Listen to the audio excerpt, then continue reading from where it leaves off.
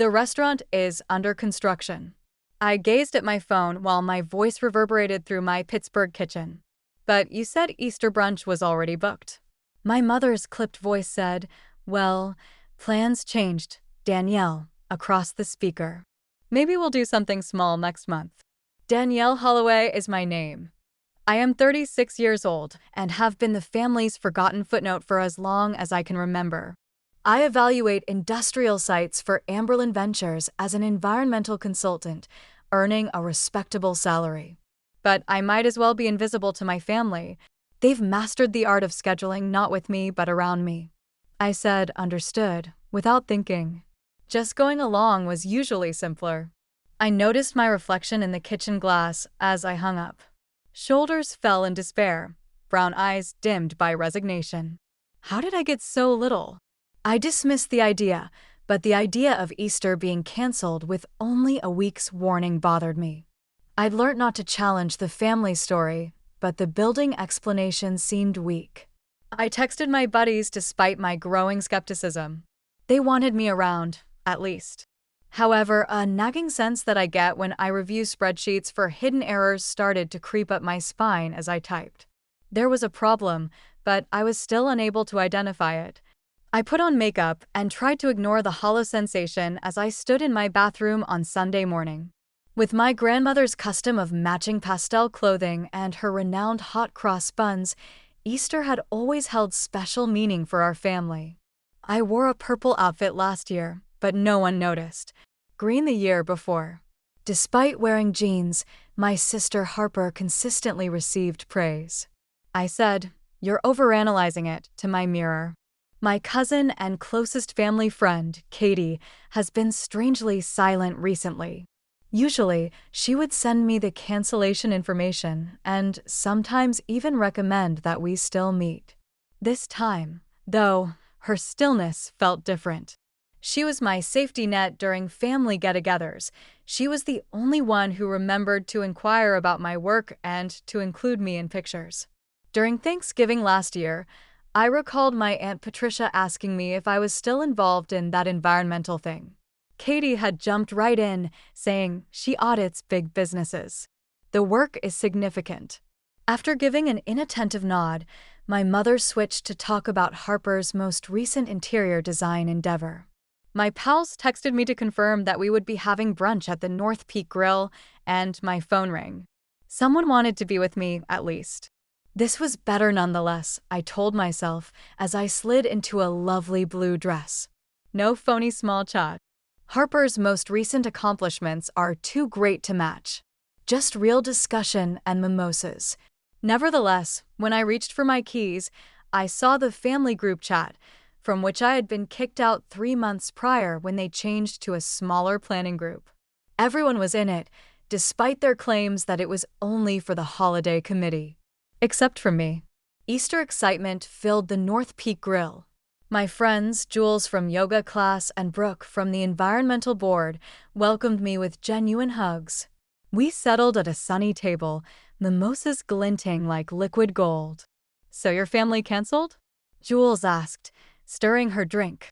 "Construction," I said automatically, the lie tasting bitter on my tongue. Brooke raised an eyebrow. "In April? That's odd timing, right?"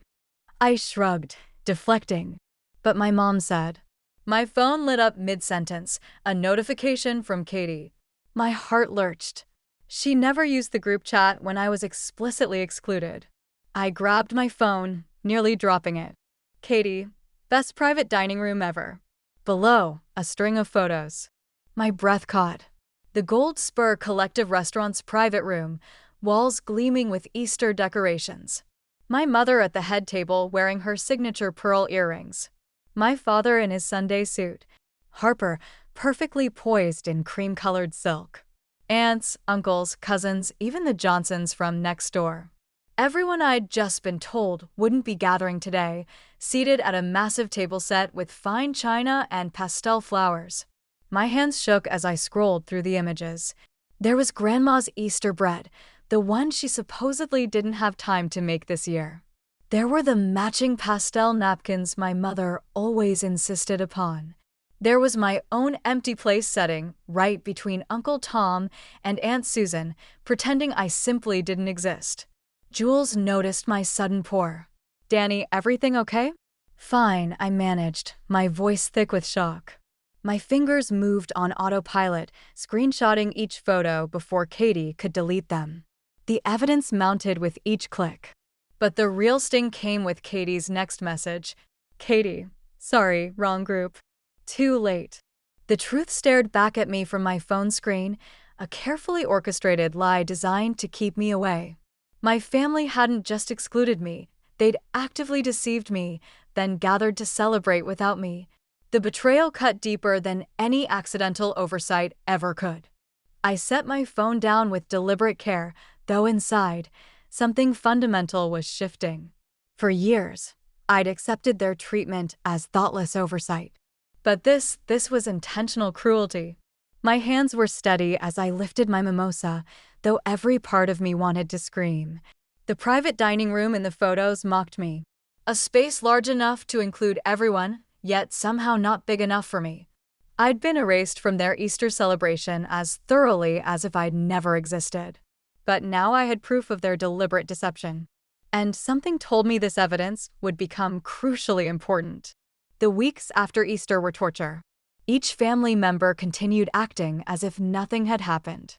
My mother called once to criticize my silence lately, but never mentioned Easter.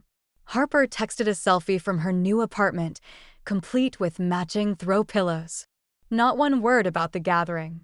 I went about my days at Amberlin Ventures, auditing environmental compliance reports. But my mind kept drifting to those screenshots. I'd saved them in a separate folder titled Project Family Reunion. I wasn't sure yet what I'd do with them, but they felt like ammunition I might need. At work, my boss Preston noticed my distraction during our weekly meeting. "Everything okay, Danielle? You seem elsewhere today." "Just some family stuff," I managed. Preston nodded knowingly. "Family's complicated. Take care of yourself." His kindness almost broke me. Why couldn't my actual family offer such basic consideration? I excused myself to the bathroom, looking at the screenshots again, trying to understand how they could be so cruel. The worst part wasn't even being excluded. It was being so thoroughly erased that my own cousin could accidentally include me in photos meant for someone else. 2 weeks passed. My phone rang Saturday morning, an unknown Pittsburgh number. Heart racing, irrationally, I answered. "Danielle, it's Aunt Patricia. We're planning Memorial Day lunch at the club. You'll come, right?" The casual request felt like stepping into quicksand. "The club. The Hollow Gate Club, dear, where we always go. 1 o'clock. Don't be late like last time." Last time? What last time? I hadn't been invited to Memorial Day in 3 years, my mouth open to ask, but she'd already hung up. My hands trembled as I stared at the phone. This had to be another setup. The club was the family's fancy venue for major celebrations, weddings, graduations, retirement parties. They'd never include me for something so significant. Unless I couldn't shake the feeling this was related to Katie's accidental Easter reveal. Maybe they suspected I knew. Maybe they were testing me. Or maybe they decided to make amends in their own twisted way.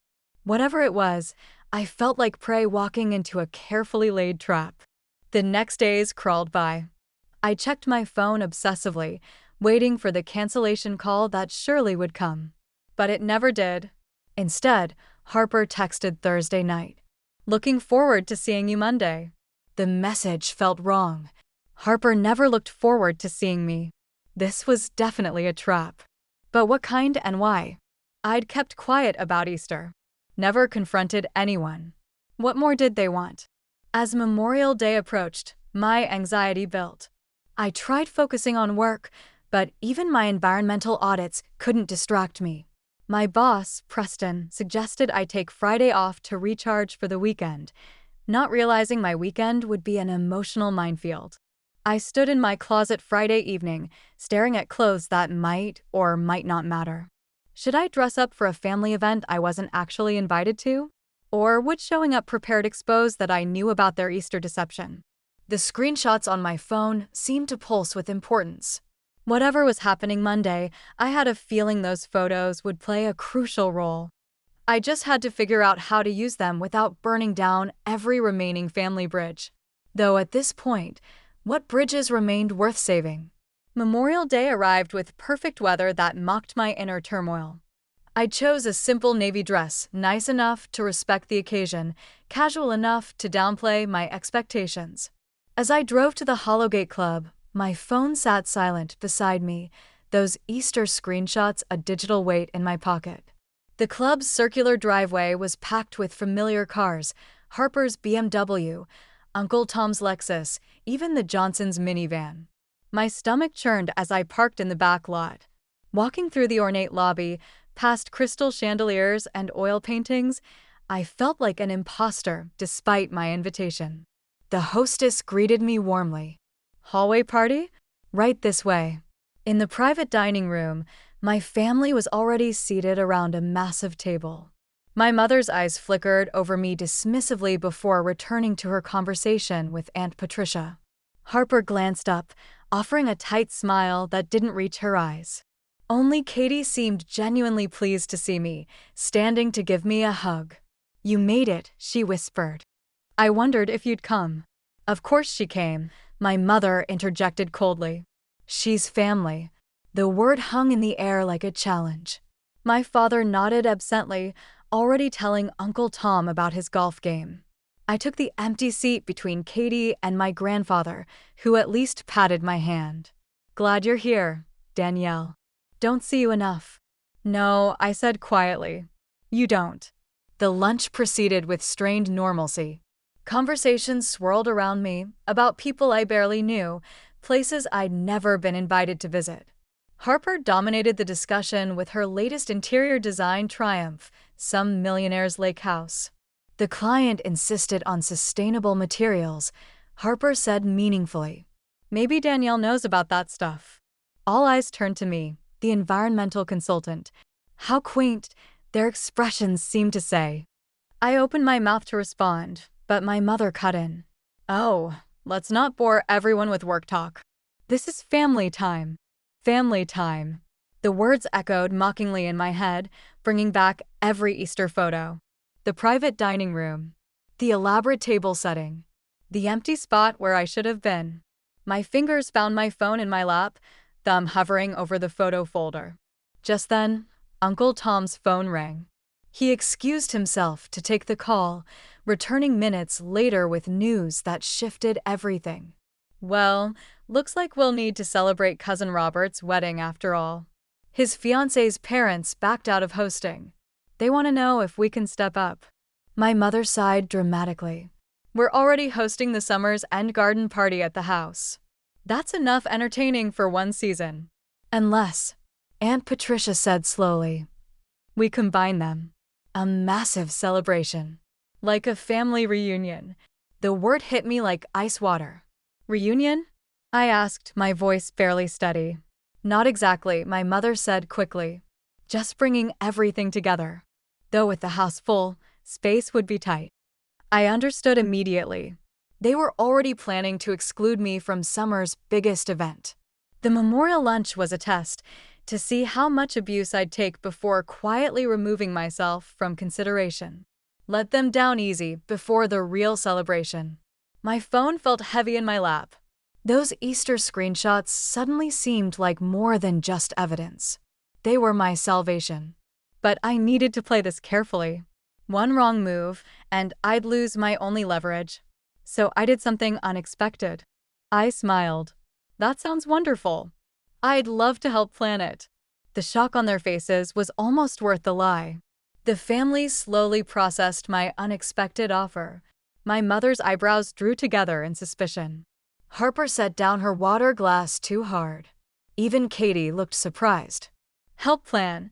My mother's voice carried that particular tone, the one that meant she was already calculating how to politely decline. "Sure," I continued, heart hammering. "I've organized environmental conferences. Event planning isn't that different. Venues, catering, logistics." I paused, letting the next words settle carefully. and I could ensure everyone feels included. The last word landed like a stone in still water. Uncle Tom coughed. Aunt Patricia suddenly found her napkin fascinating. The Easter screenshots burned in my phone like hidden fire.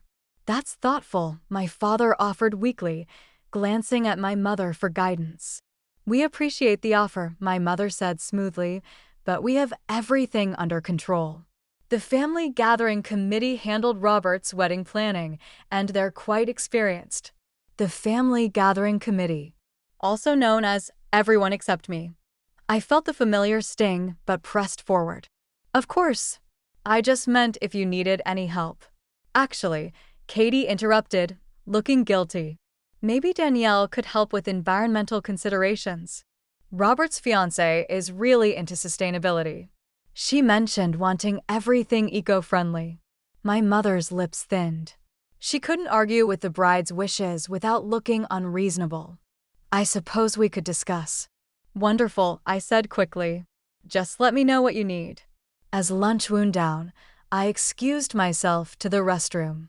In the ornate powder room, I stared at my reflection pale, eyes bright with unshed tears and barely contained rage. I pulled out my phone, scrolling through the Easter photos again. The evidence that proved their elaborate deception. The ammunition I hadn't yet used. When I returned to the table, coffee was being served. I sipped mine quietly as the conversation shifted to summer plans, the lake house, various trips, children's camps. All events I'd never hear about firsthand. As I listened to their choreographed lives, a plan crystallized in my mind. "I should probably go," I said, standing. "Thank you for including me today." My mother's startled expression confirmed she hadn't expected gratitude. "Of course, dear. We're family."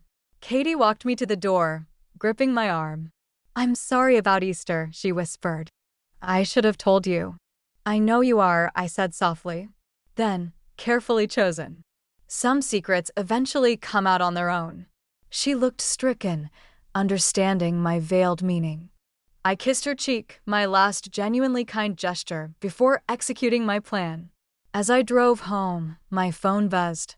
A text from an unknown number. "This is Marissa Collins, Robert's fiancé. Katie gave me your number. I'd love to discuss sustainable options for the wedding reunion." My throat tightened. They were really going to make me plan parts of an event I'd likely be excluded from. The cruelty was almost admirable in its efficiency, but something else came through. An unknown factor they couldn't have anticipated. That night, I drafted an email to Marissa offering comprehensive environmental consultation for the event. I attached my credentials, made myself invaluable. Because here's what my family didn't understand. When you have leverage, sometimes the best revenge is making yourself indispensable. My phone glowed with those Easter screenshots, evidence of betrayal, proof of deception. But now they were something more. Insurance for the future I was about to create. A future where I wouldn't be invisible anymore. One way or another, they'd finally see me. "Marissa loved your sustainability proposal," Katie texted 2 days later. "Mom's having to include you in planning now." "She's not happy." I smiled at my phone screen. Good. I'd meticulously crafted that proposal knowing it would trap them: environmental impact assessments, carbon footprint calculations, sustainable vendor recommendations, all requiring my direct involvement. I'd made myself the bridge between their desire for a perfect event and Marissa's eco-conscious values. The first planning meeting came Friday. I arrived at my parents' house carrying portfolios and presentations. My mother answered the door, her smile strained. "Danielle." Prompt as usual. In the living room, the usual suspects gathered: Aunt Patricia, Harper, Uncle Tom. The family gathering committee, now forced to acknowledge my existence. "I've drafted 3 sustainability plans," I began, professionally spreading papers across the coffee table. "Each tier offers different environmental benefits. The platinum package could actually save money long-term." My mother studied the documents, reluctantly. "This seems comprehensive." "It is. Marissa will appreciate the thoroughness." I pulled out my phone deliberately. I documented similar projects for Amberlin Ventures. Would you like to see? As I swiped through work photos, the Easter screenshots remained safely in my project, family reunion folder. But my finger hovered nearby, a subtle reminder of what I could reveal. When my mother saw the gesture, her eyes became piercing. Quickly, we'll review these, she said.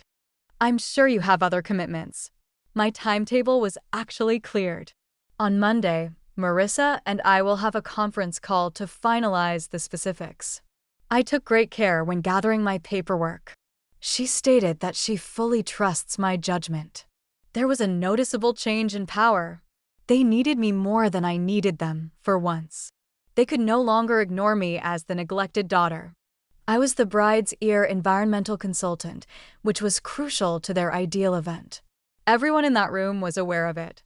I immersed myself in every facet of the event during the next weeks. I grew to have a real relationship with Marissa. She was very kind in addition to being environmentally sensitive. She said something during our video discussion about catering choices that really changed the game. You're so organized, Katie replied.